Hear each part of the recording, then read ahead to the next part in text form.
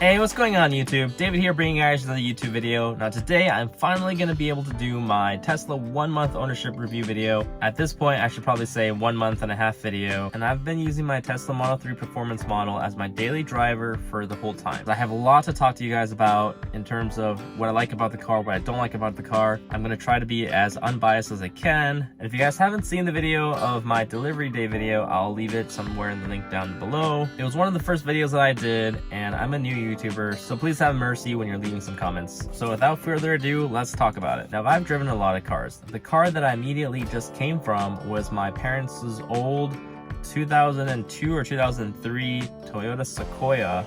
It is a huge SUV that gets about 12 miles per gallon at best. And in SoCal, where I live, with gas prices being as high as they are, that's not something that I'm really excited to be driving around every day anymore. I was extremely thrilled at the thought of purchasing a full EV car. I was also considering the Mini Cooper SE for reference, and also the BMW i4 or the i3. I ultimately decided, obviously as you're watching this video of the Model 3, I decided on the Model 3 Performance, and I haven't looked back. This channel is all about documenting my experience as a new Model 3 Performance owner, and also because I started this channel as a New Year's resolution to myself that I want to dedicate myself to something this year and see myself through it. I really don't have much YouTube experience, nor video recording experience, nor video editing experience. I plan to do some tech, some Tesla. Maybe I'll dab a little bit even into finance a little bit in the future. And also that means that I'll be talking about all the pros and obviously the cons of owning a Tesla Model 3 Performance, and hopefully serve some purpose on educating or helping some new prospective Tesla Model 3 or any Tesla car buyers to make some informed decisions. If that sounds like something that you guys would be interested in, please consider subscribing to my channel and follow me along my journey. Hit that notification bell so that you do get notified when I upload new videos in the future. So let's start with the pros. The biggest thing and the most obvious thing is it's an EV car. You don't ever have to worry about going to the gas station anymore. I will never miss going to the gas stations or waiting in the horrendous lines at Costco that always look like it's an apocalypse movie. The scene where the whole city of people is trying to evacuate and trying to get out of town on the highway before a mass extinction event is about to happen, or a zombie movie. The only reason I'm ever go to a gas station again is to maybe go to use the restroom or buy some water or buy some snacks. Obviously, I'm not missing gas at all. The fact that I can charge my car in the comfort of my own garage, plugging in the car when I get home every day and just leaving it charging, knowing that I'll have a full tank of gas, figuratively speaking of course, all ready for me to go the next morning, is impeccable. It is so game-changing to me, the amount of convenience that Tesla has brought to my overall lifestyle because of this. Another pro of the car is just how fast this car is. And this thing is fast. Ultimately, I decided to get the performance model because my girlfriend already has long range, and I don't really think it would make sense to buy two long range cars. Or at least that's what I like to tell myself was the main reason why I got the performance versus long range. Hey, whatever it takes to try to justify your purchase, right? The car is so fast that the acceleration every time will just throw me back in my seat, and it's just so satisfying to me. You can just see me physically get pushed back when I just apply some pressure right now. You can see my camera shake, and you can see me just get pushed back into my seat a little bit with the slightest push on the pedal. It's so fun, and it's so addictive. You can literally, the novelty that I thought would wear off of the 0 to 60 runs that I would do, or the amount of times where I would just floor it at a red light, has never worn off. It's also kind of satisfying knowing that I'm faster than about 90% of the cars on the road that I'm driving next to every day. You're not gonna beat any crazy Model S Plaids or anything like that on the road, but this car is no slouch. You'll give most cars a run for their money, even the high-end performance cars. Does that mean I go out and I'm trying to pick fights and racing everybody every day on the streets? Absolutely not. Most of the time, I keep this thing on chill mode for all things, driving around like an Asian grandma, and I ignore most people trying to race me or trying to do anything crazy. There was one time though on my way to work where there was this Charger that I saw driving really fast and kind of recklessly on the road, and he pulled up next to me at a red light. So I kind of wanted to put him in his place. And when the light turned green, we all know what happened. It looked like he wasn't even moving. I've been mostly just using this car for my way of transportation, you know, getting around town, going to work, coming back, occasionally driving somewhere for food, occasionally driving somewhere for fun, you know, the usual things. I can't stress how much fun it is to floor this car at a red light or on a highway on-ramp. It's just so satisfying. And it's not just for fun, the speed is also good for safety. It brings me peace to know that I can change lanes in traffic and my car is quick enough to avoid and to quickly be able to maneuver away because of how quick and agile the design and overall drive of the car is in case something did happen. The car's acceleration is just so much fun and I don't see that novelty wearing off anytime soon. Something that I also really love and I've gotten used to and I can't go back is keyless access. And I don't mean just giving you a key fob keyless access where you don't have to physically put in a key anymore to drive your car. Some of those cars where you're still doing push to start and all that stuff. I literally mean no key, nothing. Your phone is your key. I love the fact that I can just walk around with my phone and I have everything I need. I have my wallet because everywhere I go normally takes Apple Pay. If not, I have a MagSafe wallet on the back of my phone that takes care of any places that don't take Apple Pay. And now I also don't need my keys anymore, so that I literally don't need to have anything in my pockets anymore. I don't have to fidget around and look for my keys and worry about losing my keys. Keyless entry, keyless start. This is like next level keyless entry, keyless start. My pockets have been so empty and it feels so good, figuratively and also quite literally, since this card is so expensive, it took all my money. I'm a minimalist at heart and I hate carrying around too many things. I like everything clean and simple. And now Tesla lets me do that. All I do is carry around a phone and that's it. I can go wherever I want, wherever I need to go, just like at home. I don't have to worry about losing my wallet. I don't have to worry about losing my keys. And in the case of my previous car, I also don't have to worry about sticking the key in the right way. That's what she said. On a side note, I do keep some other credit cards / debit cards in my car locked away in case I do need to go to an ATM and get cash. My phone is all I need to bring around with me in order to monitor my battery, the car's location, car servicing. I can communicate with advisors. I can also change the charging speed. I can monitor the battery charging. I can do all kinds of stuff directly from my phone, and it's so intuitive. I can also check if my windows are closed and I can close my windows. I can vent my car out. I can turn on the climate control. I can turn on all kinds of features just through my own phone. And it's so good. So much of this car is just automated. You just hop into the car, you put on your seatbelts, tap the gear shift, and you're good to go. There's no more fiddling with keys. There's no more fiddling with connecting cables. There's no more fiddling around with music, lights, whatever it is. Autopilot has been such a godsend for long road trips like Vegas. When my girlfriend and I went to Vegas earlier this year, I was able to autopilot most of the way there before having stopped at a supercharger in Yermo, California. It's nice because it forced us to take a break, get out of the car, walk around and get some fresh air, and also use the restroom while the Tesla gets his supercharged turbo meal. So I went to the restroom, came back, and they're basically all full now. Most of the time on that drive, I was just holding the car on autopilot, and that really relieved a lot of the stress that driving takes on you. And normally we don't think about this. We don't like to stop and take breaks. We just want to drive all the way there, make it there in one trip. We try to be tough and we try to stick it out, right? Because we're strong and we want to get there as soon as we can. One could argue that it's stupid because your car can't even get to Vegas in a full tank of gas. Figuratively speaking, of course. But on the contrary, I think it's rather nice that the car kind of forces you to stop and take a break. Oh, you get to go outside, you get to walk around, get some fresh air, get to admire the scenery, and the car is such a joy in when you're taking a break because you get to turn on your YouTube, your Netflix, and catch up on a show, watch half an episode, whatever it is. The rest of the car drive to Vegas consisted of just more autopilot, some bad car karaoke, and then we were able to reach Las Vegas fatigue-free and ready to donate money. Speaking of Vegas, my girlfriend and I are also big foodies. She's always looking for the latest and greatest food joints near us. That means, though, that we have to take a lot of food trips, and most of the time, there are long waits. Wait times at restaurants used to be the bane of existence as foodies. Now, we're just able to catch up on our shows in the car while we wait for our turn.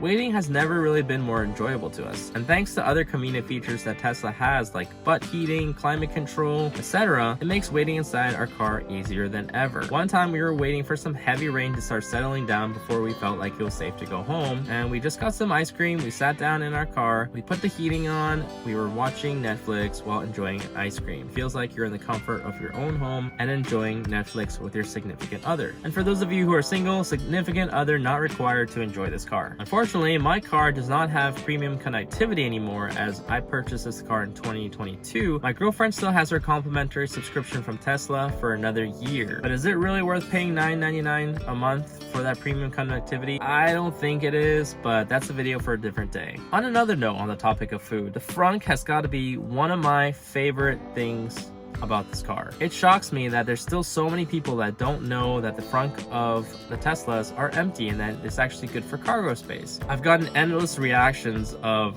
amazement. It's not a huge amount of space by any means, but that area is just so versatile and useful that I rarely see myself using the traditional trunk of the car anymore. As someone who mostly orders dining takeout and only occasionally going grocery shopping and Costco runs, the frunk is more than enough to handle my daily activities. As an added side benefit of the frunk is that it keeps your car cabin odor free, as you know how it is when you're going out and you buy some McDonald's or you buy some fast food and it stinks up your car and your car starts smelling like McDonald's. No longer is that the case, as the frunk is actually disconnected to the car cabin, so that odor just stays outside and it never reaches inside of your car. Another pro or con, I guess, there are so many accessories online that are available for Teslas. It's crazy how many types of accessories you can find by just doing a simple Amazon search of Tesla Model 3 accessories. And it's like that because there's so much space everywhere in the car. On the note of accessories though, my accessory videos is coming up very soon. I've been getting some comments of people requesting that I do an accessories video,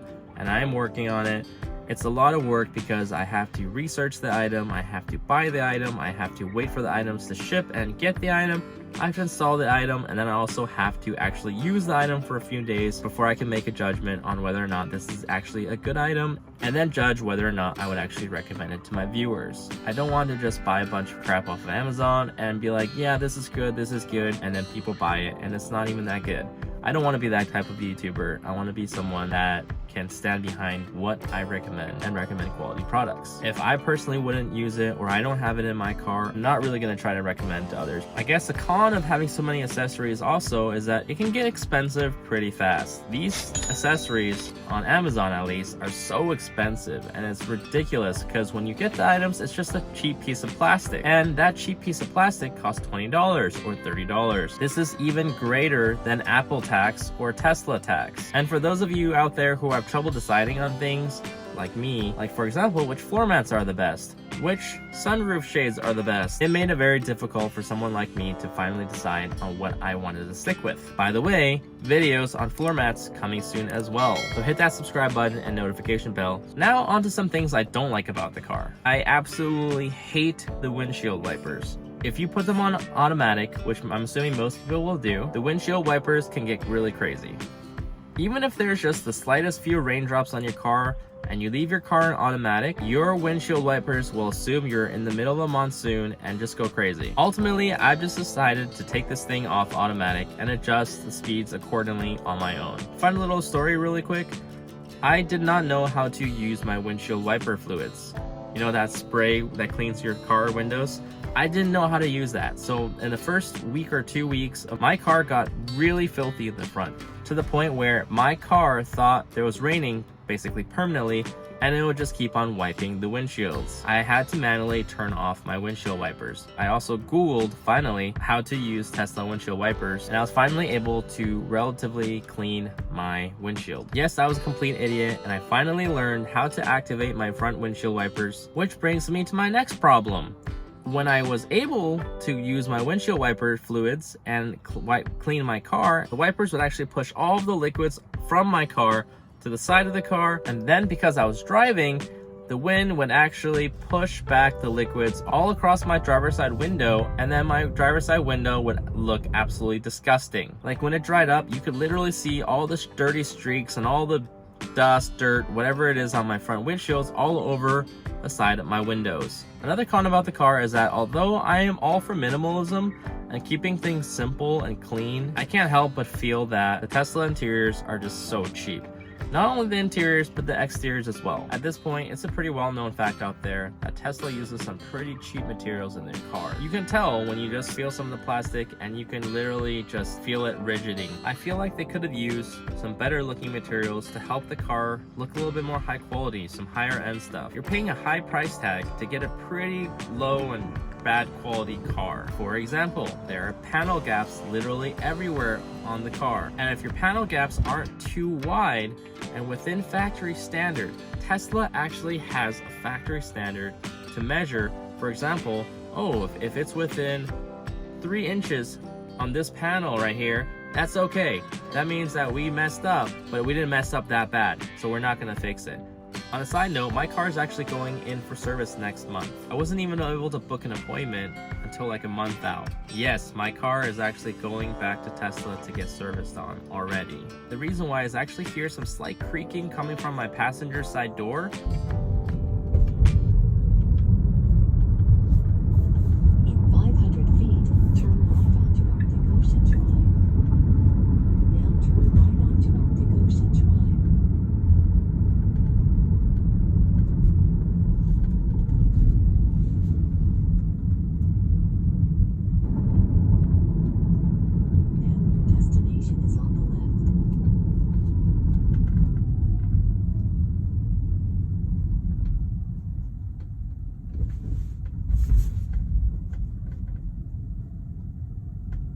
I don't know where it's coming from, but sometimes when I go over bumps, sometimes when I'm going a little bit fast, sometimes when I brake, I'll just hear creaking noises coming from the driver. Bear in mind though that this is actually nothing in severity in comparison to my girlfriend's Model 3.